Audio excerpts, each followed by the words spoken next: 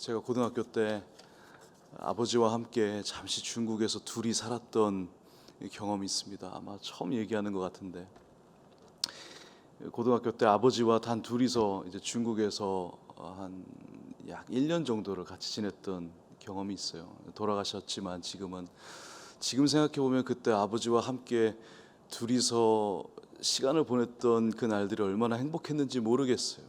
지금은 인터넷도 있고 하지만 그 당시 90년대 중국은 개인 가정집에 전화도 없던 시절에 지금처럼 인터넷으로 연결만 하면 보고 싶은 것을 무엇이든 볼 수 있던 시절이 아니라 텔레비전 한국 방송을 보고 싶으면 전화해서 비디오를 주문을 받아서 시켜서 봤어야 됐던 그런 시절에 정말 할 게 없는 것 같은, 지금 생각해 보면 그렇지만 인터넷이 없는 뭐랄까요, 어떤 그 위기의 순간 같잖아요. 그러나 그때만 해도 오히려 아버지와 함께 둘이 마주하고 시간을 지냈던 기억들이 얼마나 지금 생각하면 행복한지 모릅니다. 그때 아버지께 배웠던 것이 바둑이었어요. 처음으로 바둑이라는 것을 아버지께 배웠어요. 얼마나 둘이서 심심했으면 앉아서 바둑을 배우는데, 처음에는 12수, 9수 아버지께서 미리 수를 주시고 저에게 이제 가르쳐 주신 거예요. 제 기력에 맞춰 주신 거예요. 근데 어느 정도 시간이 지나니까 한 집, 두 집, 제가 집들을 따나가는 과정들을 통해서 왠지 아버지를 이기는 것 같은 기분이 드는 거예요. 오늘 왠지 잘 될 것 같다. 오늘은 왠지 그래도 어느 정도 비슷하게 될 것 같다. 근데 다 끝나고 계산을 해보면 아닌 거예요. 항상 아버지가 이기시는 거예요. 알 수가 없는 거예요. 그 순간은 내가 이긴 것 같은데 끝이 나야 알 수가 있는 것처럼, 어쩌면 우리 인생이 그렇지 않은가요? 오늘 내가 얻은 것 같고, 오늘 내가 이뤄낸 것 같고, 오늘 싸움에서 승리한 것 같아 보이는데 사실 다 끝나봐야 알 수가 있는 거예요. 마찬가지로 오늘 내가 잃어버린 것 같고, 오늘 내가 진 것 같고, 오늘 내가 다 놓쳐버린 것 같아도 몰라요. 끝에 가서 하나님이 어떻게 우리에게 계산해 주실지, 우리에게 이미 하나님께서 세워주시고 채워주시고 쌓아주시고 계신 것들이 무엇인지 우리가 끝이 가봐야 알 수 있다는 것입니다. 오늘의 말씀도 마찬가지예요. 욥의 이야기를 우리가 아직 다 알 수가 없어요. 끝이 나야 끝이 나는 거예요. 끝이 나야 그 결말이 어떻게 되는지를 알 수 있는 것이죠. 그래서 여러분, 끝까지, 끝날 때까지 끝난 게 아니죠. 오늘 본문에도 아직도 참고 견디고 또 견디고 참고 견디다가 드디어 한계에 다다른 욥의 모습이 오늘 살짝 본문에 나타나는 것 같아요. 오늘 본문의 내용은 욥이 하나님께 항변하고 있는 거예요. 주님께 호소하고 있는 거예요. 주님께 투정 부리고 있는 거예요. 주님, 나 같은 사람한테 왜 이러십니까? 도대체 나처럼 연약한 사람한테, 뭐하러 나 따위 같은 사람에게 주님 어떻게 굳이 나에게 신경 쓰실 이유가 없지 않습니까? 내가 얼마나 보잘것 없습니까? 그냥 나를 홀로 버려두셔서 차라리 아픈 고통을 제가 빨리 지나가게 해주십시오. 신경조차 차라리 쓰지 마십시오 라고 지금 이야기하고 있죠. 1절부터 3절까지 말씀 같이 한번 보겠습니다. 이렇게 기록되어 있죠. 1절부터 3절까지 여인에게서 태어난 사람은 생애가 짧고 걱정이 가득하며, 2절에 그는 꽃과 같이 자라나서 시들며 그림자같이 지나가며 머물지 아니하거늘, 3절에 이와 같은 자를 주께서 눈여겨 보시나이까? 나를 주 앞으로 이끌어서 재판하시나이까? 나처럼 연약하고 보잘것없고 나처럼 별 상관할 가치가 없어 보이는 이 연약한 무익한 자를 주님 굳이 주님 앞에 들어놓고 나에게 이 어려운 상황들을 재판하십니까? 라고 하고 있죠. 너무나 안타까운 인생이라는 거예요. 여인에게서 태어난 사람, 영원히 살 수 없을 뿐만 아니라 아주 주어진 조그만 시간조차도 행복만으로도 채우기에 조금밖에 주어지지 않은 우리의 연약한 안타까운 인생이라는 거죠. 여러분, 오늘 이 욥의 탄식, 그리고 원망, 항변, 그리고 하나님 앞에서 호소하는 모습을 통해서 우리가 발견할 수 있는 몇 가지 시사점들이 있습니다. 오늘 그것을 우리가 함께 나누려고 합니다. 첫 번째요, 여러분, 모든 고난은 양면성을 가지고 있다라는 거예요. 여러분, 빛이 어둠이 있어야 존재할 수 있는 것처럼, 어두움 가운데 어둠이 있어야 빛이 드러날 수 있는 것처럼, 여러분, 고난의 다른 반대편에는 평안이 있습니다. 고난의 다른 반대편에는 형통이 있습니다. 안식이 있습니다. 여러분, 욥의 결핍과 궁핍으로 표현되어지는 이 고난의 반대편에는요, 반드시 하나님이 채우시는 풍요가 뒤집혀 있어요. 욥도 그 사실을 알아요. 7절부터 9절까지 이렇게 기록이 되어 있어요. 함께 7, 8, 9절을 보겠습니다. 나무는 희망이 있나니 찍힐지라도 다시 움이 나서 연한 가지가 끊이지 아니하며, 8절에 그 뿌리가 땅에서 늙고 줄기가 흙에서 죽을지라도 물 기운에 움이 돋고 가지가 뻗어서 새로 심은 것과 같거니와. 좀 아까는 욥이 꽃을 비유해요. 금방 시들 것 같은 그 꽃을 비유하면서 꽃이 펴 있는 상태를 보지만 그가 바라보고 있는 것은 시들어 버릴 수밖에 없는 종말을 이야기해요. 결말을 이야기해요. 그런데 반대로 지금은 나무를 보면서 욥이 분명히 고백해요. 찍힘의 고통과 역경이 있을지라도 그곳에 우음이 다시 돋아나서 새로운 가지가 새로운 생명을 맺을 거라고 욥도 분명히 바라보고 있어요. 연하지만 새로운 가지가 다시 날 것이다라는 것을 욥이 바라보고 있어요. 여러분, 보는 관점에 따라서 그것이, 그 고난이 어떤 것은 괴로움이 되고 어떠한 고난들은 그 반면에 있는 하나님의 새로운 생명을 볼 수 있다라는 거예요. 그렇잖아요. 시드는 꽃을 보면서 누군가는 여전히 아름답게 피어있는 꽃을, 그 꽃을 보면서 아, 저 꽃은 이제 시들어 가고 있구나, 인생의 내리막길을 향해 내려가고 있구나, 이제는 저무는 길만 남았구나라고 바라볼 수 있겠지만, 또 한편으로 추운 겨울이 지나고 봄이 되면 다시 이전과는 더 비교할 수 없는 아름다운 세계의 꽃으로 피어나겠구나를 볼 수 있는 것처럼, 여러분, 고난이 있어야 희망이 있는 것입니다. 고난이 있어야 우리에게 새로운 꿈이 있을 수 있는 것입니다. 죽음이 없이 어떻게 새 생명이 있을 수 있겠어요? 물론 고난은 괴롭습니다. 죽음은 고통스럽습니다. 두렵습니다. 피하고 싶습니다. 그러나 오늘의 해가 완전히 지고 나서야, 그리고 깊은 짙은 어둠이 깔리고 나서야 내일의 아침 해가 떠오를 수 있는 것이에요. 강 목사님의 표현을 인용하는 것처럼 동트기 직전이 가장 어둡다라는 것, 짙은 어둠 속에 우리가 그것을 직면하고 그것을 지나가야 내일의 아침에 해가 뜬다는 사실을 우리는 잘 알고 있죠. 여러분, 지금 어쩌면 지금이 그 깊고 끝날 것 같지 않아 보이는 짙은 어둠의 터널일 수도 있어요. 그러나 분명한 사실이 있죠. 지나간다라는 것, 그 터널 뒤에 빛이 있다라는 것. 이 어둠이 깊고 짙고 짙을수록 우리에게 비춰질 빛은 더욱 선명하게 어둠의 그림자를 만들어낼 것이라는 것. 여러분, 우리가 그것을 믿읍시다. 고난의 뒷면은 그래서 항상 희망이라는 사실을 우리가 놓지 마십시다. 오늘 우리에게 직면한 고난 뒤에 하나님께서 예비하시는 희망이 있다라는 사실을, 오늘 욥이 꽃을 보며 시드는 그 절망을 얘기하지만 동시에 패어진 나무를 보며 거기서 새로 솟아날 새로운 생명을 동시에 얘기할 수 있는 모습처럼, 우리도 두렵지만 여러분 기억하십시오. 우리의 두려움 속에 하나님이 희망을 심어 놓으십니다. 우리의 두려움 속에 하나님께서 새 생명을 세우실 것입니다.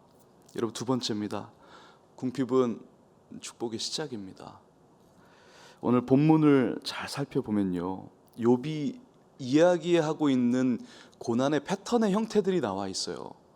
고난에 대해서 욥이 계속 표현하고 있는 몇 가지 단어들이 있는데, 그것은 궁핍 혹은 결핍에 대한 내용들이에요. 잘 보세요.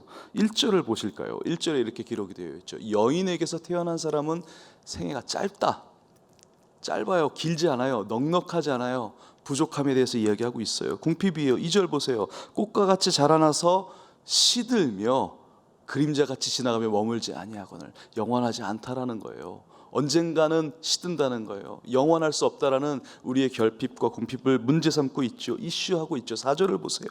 깨끗한 것을 더러운 것 가운데서 낼 수 있겠습니까?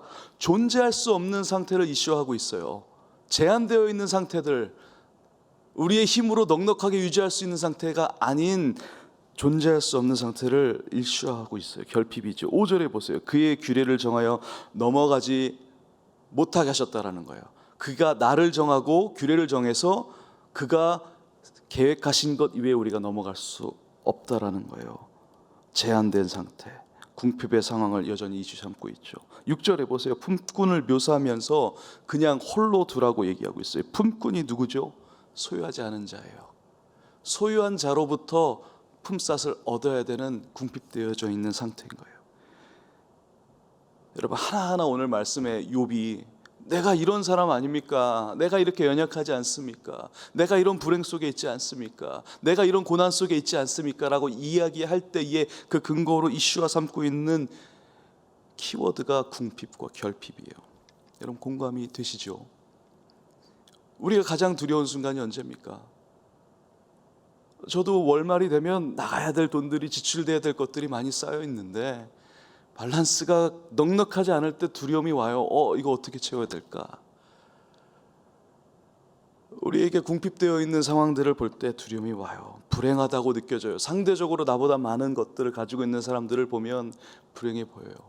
내가 가고 싶은 자리에, 내가 인정받고 싶은 자리에, 내가 해냈다라는 성취감을 듣고 싶은 자리에 나는 없지만 누구가 있는 사람들을 보게 되면 상대적인 결핍과 궁핍으로 내 마음이 불행하다라는 느낌을 갖게 되어져요.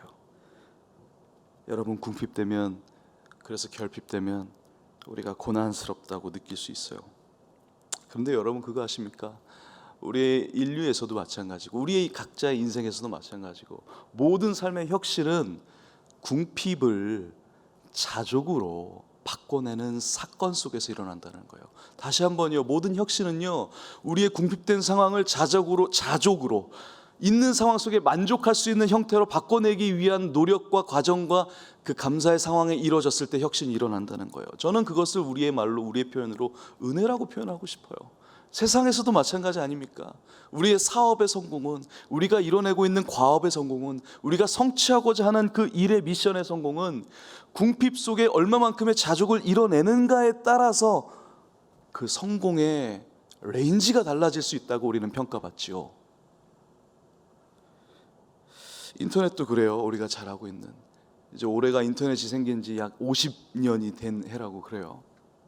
처음에 인터넷이 생겼을 때는 서로 간의 네트워크, 소통하기 위해서 만들어진 것이 아니라 과학자들이 갖고 쓰고 있는 거대한 슈퍼컴퓨터, 50년 전에 컴퓨터가 거대무시했을 거 아니에요. 그 슈퍼컴퓨터들을 과학자들끼리 서로 연동시키기 위해서 개발을 하다가, 그것을 연동해주는 기계들을, 또 다른 컴퓨터를 개발하다가 재정이 부족해서, 재정의 궁핍이 와서 결국은 포기하고 새로운 데이터의 방식으로 소통할 수 있는 방식을 개발한 게 지금 이제 우리가 상용화하고 있는 네트워크, 인터넷이라는 거예요.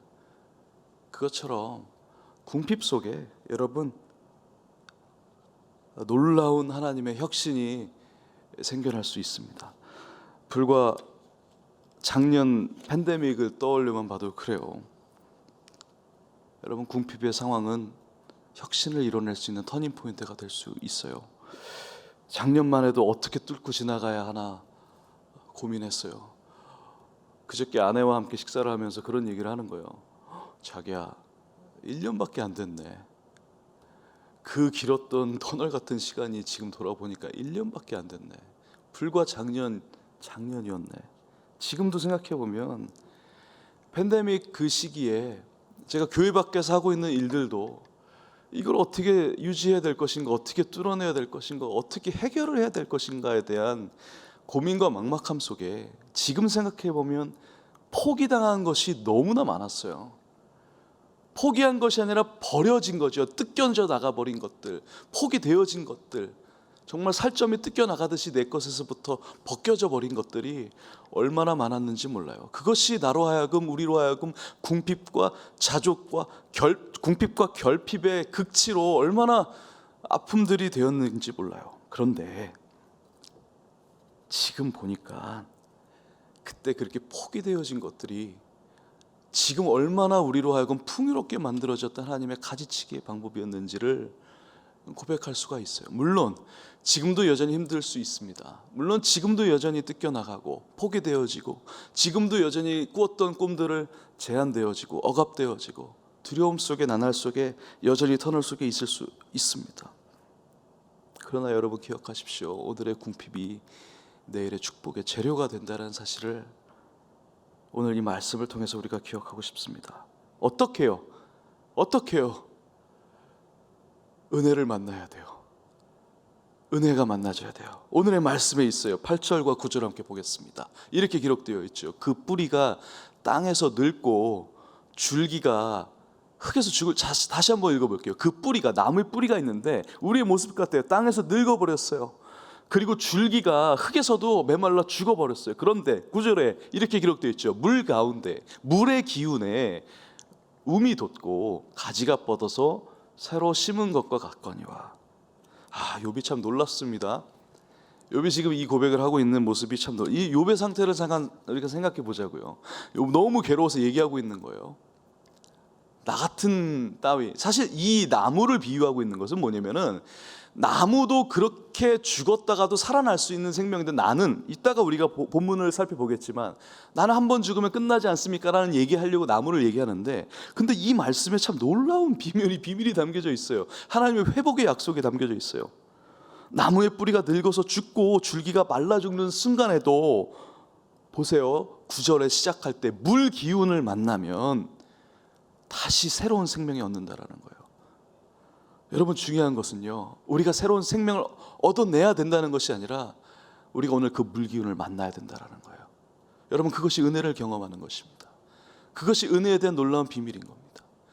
우린 다 뜯겨져 나가고 궁핍과 결핍 속에서 절망 가운데 있을지 몰라요. 어떻게 내가 다시 일어나야 됩니까? 라고 몸부림을 치고 치열한 몸부림과 사투 속에 우리가 다시 한번 서려고 노력하지만, 사실 그 노력보다 더 중요한 것은 그 순간에 그 물 기운을 만나야 된다는 거예요. 하나님의 은혜를, 하나님이 보내주시는, 하나님이 예비해 주시는, 하나님이 준비해 주시는 그 은혜가 우리한테 필요하다는 거예요. 우리가 이걸 놓치면 안 돼요. 그래서 오늘 우리가 구해야 될 기도는, 주님 일어서게 해주십시오. 주님 저것을 다시 회복하게 하여 주십시오. 주님 다시 한번 힘을 주십시오가 아니라, 어쩌면 하나님 은혜 주십시오. 하나님 도와주십시오. 좀 살려주십시오. 놓쳐도 괜찮습니다. 더 뜯겨도 괜찮습니다. 더 포기당해도 괜찮습니다. 중요한 것, 주님 그 물기운만 만나면 이전 것들 다 뜯겨져도 다시 새로운 생명, 새롭게 주님이 나에게 회복의 역사를 해주실 것을 내가 이 말씀을 통해 믿사오니, 오늘 그 물기운이 내게 지나가게 해주십시오. 그 물기운, 그 은혜가 오늘 내게 지나가게 해주십시오. 라는 정확하고 명확하고 하나님께 드려야 될 구체적인 기도의 방향을 오늘 이 말씀을 통해서 저와 여러분께 주님이 보여주시는 것입니다. 여러분, 오늘 하루 다른 말씀, 다른 어떤 상황 속에서 우리가 다른 것들을 잊더라도 이 말씀 하나 기억합시다. 물 기운을 만났더니 다 뜯겨져 말라 죽었던 그 나루, 그 뿌리와 가지 위에, 그 패어버린 곳에 새로운 움이 자랐구나. 고통과 절망으로 너덜너덜해진 욥이요. 완전 너덜너덜해진 욥이, 이런 나무도 사는데 나 같은 거한테 왜 그러십니까? 하는 과정 중에 고백한 하나님의 약속이었던 거예요. 무의식적으로 어쩌면 내뱉어버린 하나님의 은혜의 메시지가 욥 속에 담겨져 있던 것 같아요. 우리도 이랬으면 좋겠어요. 도대체 어떻게 될지 몰라 막막하고 절망하는 막 정신없는 상황 속에서도 나도 모르게 물기운만 만나면 삽니다. 주님의 은혜만 있으면 삽니다. 주님의 은혜만 있으면 죽어도 삽니다. 주님의 은혜만 있으면 여기서 무너져도 괜찮습니다. 그래도 다시 일어납니다. 아니, 다시 내가 원하는 방향대로 못 일어난다 하더라도 주님 은혜가 있으면 새로운 생명 우리한테 있습니다. 주님의 그 능력이 있습니다. 라는 고백이 오늘 우리와 또 저와 여러분을 살리는 능력이 될 것을 선포합니다. 주님이 도와주시면 그래서 고난이 축복의 시작이 될 수 있는 것입니다. 주님 말씀하세요. 끝난 것 같이? 아니야. 다 끝난 것 같지? 아니야. 내가 아직 할 일이 남아 있어 라고 말씀하시는 거예요. 여러분, 주님이 하실 일이 있어요. 그거를 그걸 인정해 주세요. 그걸 하나님께 인정해 드리세요. 주님이 하셔야 된다고. 주님이 이제 물기운을 내게 만나게 해주셔야 된다고. 이제 주님의 차례라고. 주님이 내게 일하셔야 될 순서라고 라고 말씀드려야 돼요. 기도해야 돼요. 물기운을 만나는 것. 그렇게 주님의 생명의 물기운이 저와 여러분에게 넘치게 되길 축복합니다. 세 번째입니다. 마지막입니다. 이 말씀을 통해서 주님이 우리에게 주시는 주님의 마음이 있어요. 뭐냐면 우리의 하찮은 부분까지도 주님이 우리를 소중하게 여기신다는 거예요. 소중하게 다루신다는 거예요. 10절과 11절, 12절 말씀을 다시 한번 우리가 보겠습니다. 이렇게 기록이 되어 있어요. 장정이라도 죽으면 소멸되나니 인생이 숨을 거두면 그가 어디 있느냐. 11절에 물이 바다에서 줄어들고 강물이 잦아서 마름같이 사람이 누우면 다시 일어나지 못하고 하늘이 없어지기까지 눈을 뜨지 못하면 잠을 깨지 못하는. 이게 뭐냐면 지금 좀 전에 우리가 읽었던 7절, 8절, 9절 나무의 이야기와 연속되어지는 부분이에요. 나무도 하물며 나무도 그렇게 새롭게 생명을 태어나지만 주님, 나 같은 인생은 아무리 장정이라 해도 한 번 죽으면 끝입니다. 바닷물이 마르는 것처럼, 강물이 마르는 것처럼 주님, 우리는 한 번 죽으면, 내 인생 한 번 죽으면 끝입니다라고 얘기해서, 그러니까 이건 뭐냐면 그만큼 나는 연약한 존재니까 나 좀 살려주세요 주님, 난 그만큼 연약합니다라고 피력하고 있는 내용이에요. 그런데 조금 애매한 부분이 있어요. 문맥적으로 살펴보면 그렇구나, 맥락적으로 이 상황들을 읽어보면 그렇구나 이해할 수는 있겠는데, 아무리 그렇다고 해도 이 내용 자체를 들여다봤을 때에 이게 무슨 말이지? 끝났다는 거야? 소멸이라니? 우리 인생 죽으면 다시 새로운 부활이 있는데 왜 욥이 이렇게 얘기하지? 여러분 그런 질문이 들지 않으세요? 전 그랬어요. 이거 읽다가 요셉이 아무리 힘들어도 그렇지 인생 죽으면 그냥 끝나버린다고? 아닌데, 끝나도 하나님께서 예비하신 하늘에 우리의 새로운 인생이 있는데 왜 욥이 이렇게 얘기했을까? 이게 무슨 의미일까? 그래서 제가 주석을 찾아봤어요. 좀 이해가 안 돼서 주석을 찾아보니까 이게 한 절 한 절 원어적으로 의미하고 있는 뜻이 무엇인지를 찾아보니까 이렇게 해석이 돼요. 제 언어로 조금 바꿔서 쉽게 설명을 드리면, 당시 고대 근동 지역에서는 절대로 바다가 마르거나 강물이 말라서 바닥이 드러날 수 있는 환경이 절대로 아니었다라는 거예요, 역사적으로. 근데 우리가 지금 읽은 데 보면 바닷물이 마르듯이 아니면 강물이 말라서 땅이 드러나듯이 라고 표현을 하잖아요. 이 말은 뭐냐면 절대로 그럴 일이 없다라는 것을 강조한다는 거예요. 근데 어떤 일이 죽으면 끝난다라는 거. 당시에는, 지금은 우리가 예수 그리스도의 부활 사건을 통해서 우리의 몸도 영혼을 따라 함께 주님 다시 오실 때에 부활한다는, 승천한다는 것을 우리가 지금은 알 수 있지만 이 당시에 욥은 그걸 몰랐을 거라는 것이 주석에서 이야기하고 있는 내용인 거예요. 그러니까 욥은 지금 얘기하는 것이 육체를 얘기하고 있는 거예요. 영혼이 아니라 육체만을 얘기하고 있다라는 거예요. 그러니까 죽으면 이 육체는 썩어진다는 거예요. 없어진다라는 거예요.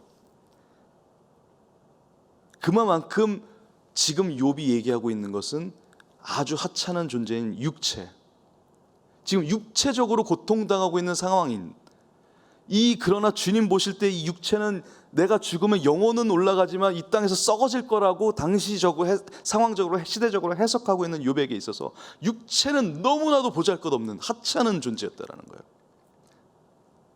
우리에게도 그런 존재가 있겠죠. 차를 타고, 여러분 제가 참 이거 부끄러운 고백인데, 아침에 출근을 할 때 항상 이제 저희 집 앞에 커피를 마시려고 드라이브스루를 들어갑니다. 근데 이제 따뜻한 걸 시키잖아요. 요즘에는 좀 추우니까 아침에 출근길에 따뜻한 걸 시키면은 너무 친절하게도 이제 차 안에서 이게 흘릴까봐 커피가 위에다가 이렇게 뭐를 꽂아줘요. 조그맣게 그거 이렇게 빨대 같은 거 뭔가를 이걸 뭐라고 얘기하는지 모르겠어요. 꽂아주시는데 차를 딱 타는데 커피를 마시려면 뽑아야 되잖아요. 뽑는데 이게 커피가 묻어 있는 거예요. 이걸 너무 버리고 싶은데 버릴 데가 없는 거예요. 이 존재가 얼마나 성가신지 모르겠어요. 그래가지고, 왜냐면 차를 깨끗하게 쓰고 싶으니까 이거를 어디다 버리고 싶지 않아요. 이게 묻었잖아요. 그래서 항상 이제 냅킨을 달라고 해요. 그리고 냅킨에다 싸서 이걸 버려요. 너무 성가신 존재예요. 정말 마치 그런 것처럼 지금 욥이 얘기하고 있는 이 육체는 그런 존재를 얘기하고 있는 거예요. 근데 그러니 이 아주 하찮은 이 육체, 주님 그냥 무시하듯 그냥 이제 이거 제껴주시고 이 고통 좀 없어지게 해주세요 얘기하는데, 하나님은 아니라는 거예요. 욥은 이렇게 얘기하잖아요. 하찮고 정말 쓸데없는 이 껍데기 같은 존재, 이제 주님 필요 없으니까 이거 좀 그냥 무시해 주세요. 버려 주세요. 이것 때문에 고통당할 이유도 없고 주님도 이것 때문에 나를 신경 쓰실 이유도 없잖아요. 이제 좀 내버려 주세요라고 얘기하고 있는 게 오늘의 본문의 욥의 마음과 욥의 고백인 거예요. 욥의 호소인 거예요. 그런데 이게 왜 중요하냐면, 그렇게 하찮은 건데 하나님이 그것을 섬세하게 다루고 계시잖아요. 우리가 지금 욥기의 전체적인 걸 보면서 알 수 있듯이 욥의 그 고통에 대해서 하나님이 심지어 사탄을 옆에 두고 사탄이랑 심각하게 얘기하실 만큼 하나님이 그것을 아주 소중하고 섬세하게 다루고 계시잖아요. 이것이 무엇을 의미할까요? 오늘 우리의 인생 가운데 찌꺼기 같은 순간들이 있을 거예요. 우리의 찌꺼기 같은 분비물들이 있을 거예요. 우리의 그것이 실수가 될 수도 있어요. 우리의 실수가 될 수도 있고, 때로는 우리가 직면해버리는 억울한 상황이 될 수도 있어요. 여러분, 그것들을 향한 원망이 나올 때가 있어요. 이렇게 안 됐었으면 좋았을 텐데, 내가 이것만 피해갔어도 좋았을 텐데, 내가 이것만 이렇게 안 했어도 좋았을 텐데. 근데 여러분, 그 상황이 오늘 말씀을 기억해 보세요.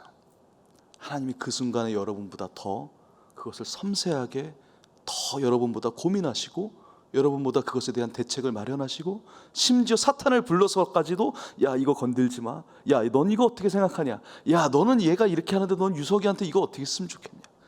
하나님이 지금 여러분이 하찮게 하는 그 순간에 하나님은 수많은 섬세함과 사랑과 여러분들을 향한 우리가 이해할 수 없는 하나님의 방법들로 그것을 다루고 계시다라는 사실인 겁니다. 말씀을 정리합니다. 여러분, 욕망은요 살아있다는 증거예요.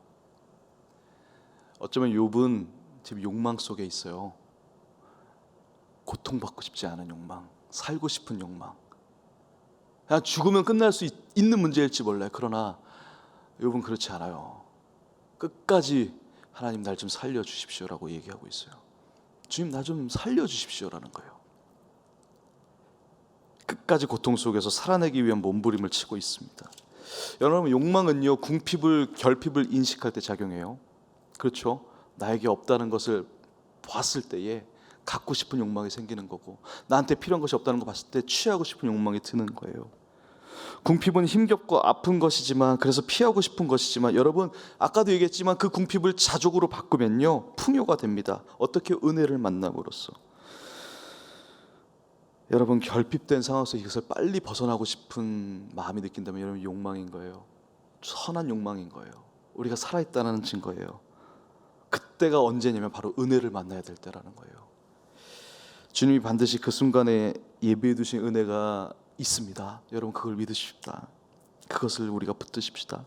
중요한 것은 그 자리로부터 우리가 도망가지 않고, 어둠 속에서 어둠을 피하지 않고 그 자리를 지킬 때에 하나님 이 시간이 지나가고 나면 이곳에 빛이 비출 것을 믿고 지킬 때에 차라리 하나님께 항변을 하면서라도, 욥처럼 차라리 하나님께 투정을 하면서라도, 나한테 왜 이러십니까? 라고 하면서라도 우리의 시선과 우리의 방향을 주님께로 향하고 있을 때에 그 은혜가 찾아올 거라는 사실을 오늘 말씀을 통해서 우리가 경험되게 되어지기를 축복합니다. 기도하겠습니다. 하나님, 오늘 그렇게 우리를 붙드시는 주님의 은혜를 사모합니다. 하나님의 은혜 없이 안 됩니다. 주님 도와주셔야 됩니다. 하나님, 어떤 상황에서도 당황하지 않게 하여 주시고, 혹여나 당황하더라도, 하나님 절망하더라도, 낙심하더라도, 두렵고 부끄럽고 도망가고 싶더라도 그 순간에 주님이 날 보고 계시지, 이 상황을 주님이 소중히 다루고 계시지, 섬세하게 나의 길을 계획하고 계시지, 주님 오늘 그 물기운을, 그 은혜를 내게 지나가게 하여 주시옵소서. 기도할 수 있는 하루의 은혜가 되게 하여 주시옵소서. 예수님의 이름으로 기도합니다. 아멘. 하늘에 계신 우리 아버지여, 이름이 거룩히 여김을 받으시오며 나라의 마옵시며 뜻이 하늘에서 이루어진 것 같이 땅에서도 이루어지리이다. 오늘날 우리에게 일용할 양식을 주옵시고 우리가 우리에게 죄 지은 자를 사하여 준 것 같이 우리 죄를 사하여 주옵시고 우리를 시험에 들지 말게 하옵시며 다만 악에서 구하옵소서. 대개 나라와 권세와 영광이 아버지께 영원히 싸움나이다. 아멘.